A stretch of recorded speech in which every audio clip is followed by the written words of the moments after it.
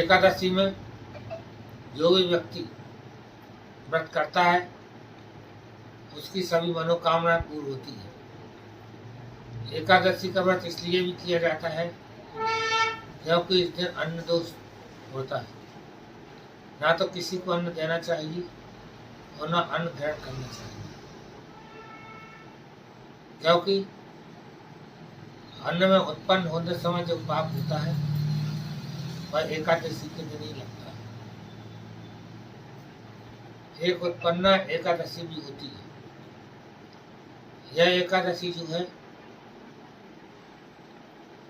वह है जो भगवान की एकादश इंद्रियों से उस समय उत्पन्न हुई थी जब असुरराज मूरा भगवान विष्णु से युद्ध करने गया था।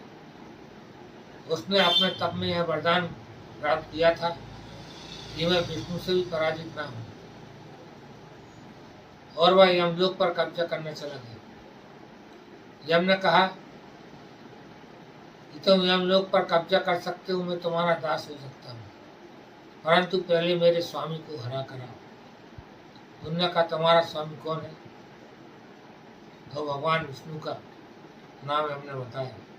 वह वैकुंठ में भगवान विष्णु से युद्ध करते करते थक गया। थकान के द्वारा भगवान विष्णु ने उसे क्षमा कर दिया और तप के लिए चले गए। अनेक वर्षों के बाद जब उसकी शक्ति पुनः लौट आई तो वह भगवान विष्णु के तप करते समय उनका वध करने चला गया। भगवान विष्णु तप करते करते योग निद्रा में पहुंच गए थे। उसी समय जब वह वध करने गया तो भगवान की एकादश इंद्रियों से उत्पन्न शक्ति ने उस असुरराज मूरा का वध कर दिया। जब भगवान विष्णु समाधि से जागे बद्रीनाथ में, तो उन्होंने उस शक्ति को वरदान दिया कि आज से तुम उत्पन्ना एकादशी के नाम से जाने जाएंगे, और इस एकादशी में जो व्रत करेगा उसे मेरी पूर्ण कृपा प्राप्त होगी और वह सुख समृद्धि से भरपूर होगा। अंत में उससे मोक्ष प्राप्त होगा।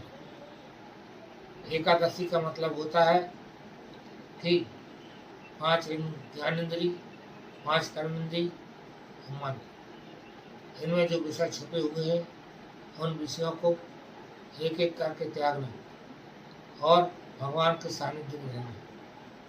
इस प्रकार से व्यक्ति सच्ची मन और श्रद्धा से यह व्रत करता है तो वह